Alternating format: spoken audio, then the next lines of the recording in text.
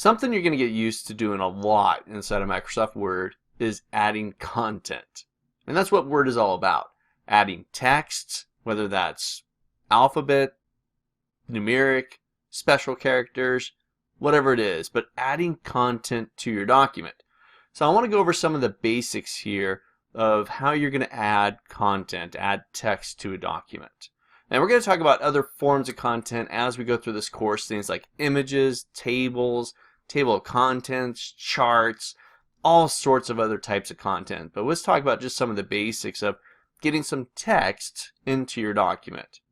Now, open in front of you, I've got the example file that I'm going to supply with this course. You can download it right here on this lecture. It's called 01 Word Entering Text Basics. It's a Word document, .docx. So feel free to download that document and follow along with me. It's a really simple document, but we're going to cover some of the key basics that you're going to build upon throughout the rest of this course. So up above, I've got a series of lines of text. And if you read through them, they talk about some of the techniques that you can use to enter text into this document. So the first one, using a combination of keys on your keyboard, right? Anything on your keyboard, letters, numbers, special characters, this allows you to create lines of text. Okay? Down below, I've got an area for you to practice. So I'm just going to click below that line, and I'm going to retype that line of text right there.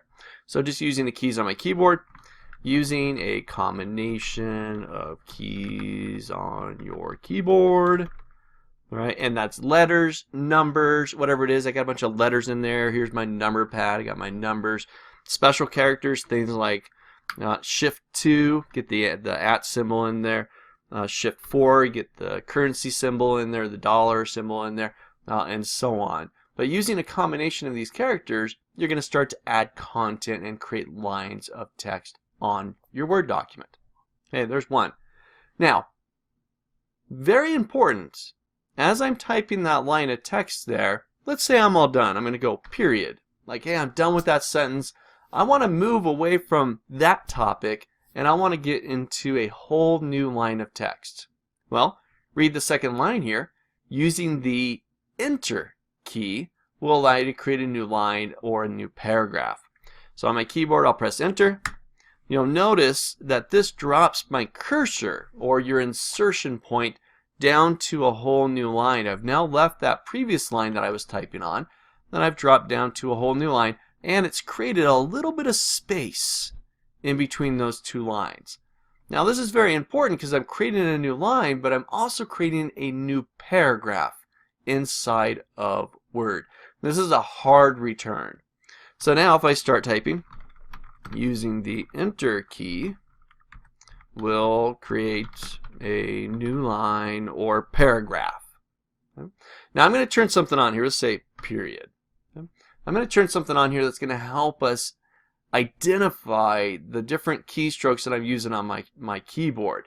Whether it's the space bar to create space between words, or it's the Enter key on my keyboard, or a number of other special keys on my keyboard to help me insert this text. I'm going to go up to my Home tab, top of my screen, Home. Underneath the Paragraph section, I have this kind of what looks like a backwards P. These are your paragraph markers or formatting markers. So I give that a click. This is going to turn on some symbols on my document. Now, anytime you see the backwards P, it means that you hit your Enter key. You created a new line, you created a new paragraph.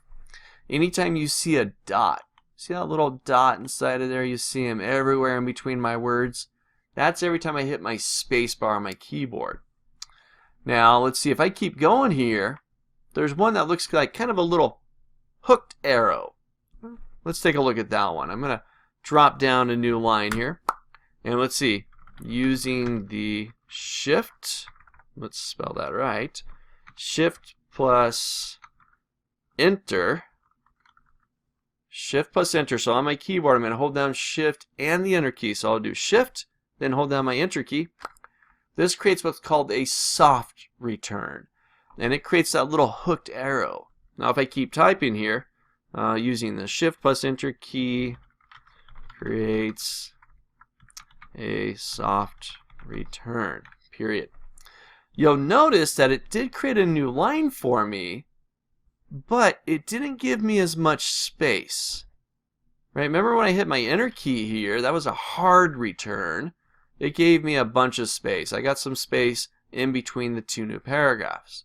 But with the shift enter, still banging on my keyboard, any characters I want out there, this creates a soft return.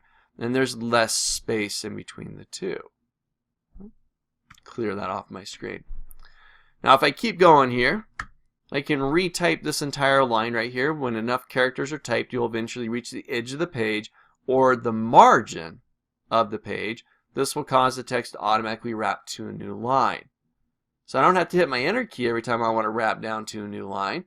But if I'm continuing the same thought, the same paragraph, maybe it's a single sentence or multiple sentences, I just keep typing.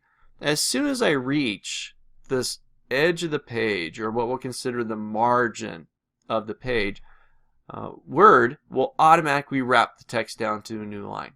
Automatically. Nothing new that we have to do there. No special key you got to hold down or anything. Now these are just basics. I'm sure some of you watching this video are like, yeah, okay, I know this stuff, right? You've been working inside of a word processor, whether it was Word or other applications for a while now. These are basic stuff. If not, we want to nail down these key concepts.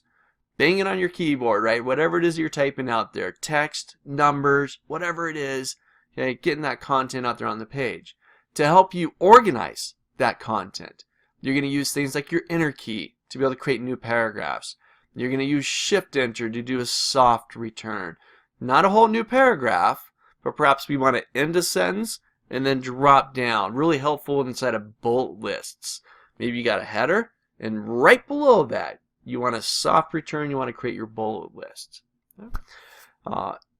There's other key combinations that we can use. The next line here talks about using the tab key. If you want to indent, see that character right there? That little right arrow? That's because I hit the tab key on my keyboard. I was able to indent that in. Now I'm going to turn on something additional here on my screen. If I go to my View tab, top of my screen, I'm going to activate the ruler. And let's see what we got here.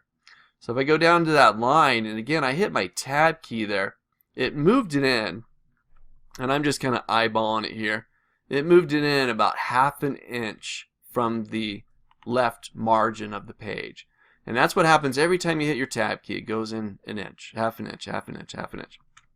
If I get back up here and I hit my tab key a few more times, just place my cursor there, you'll see I got multiple tab strokes inside of there, and every time I did it, it moved 1/2 inch in there. So again, using these combination of keys on your keyboard together with a way for you to organize your content, enter, tab, shift enter, your space bar, help you to organize and place content into your document.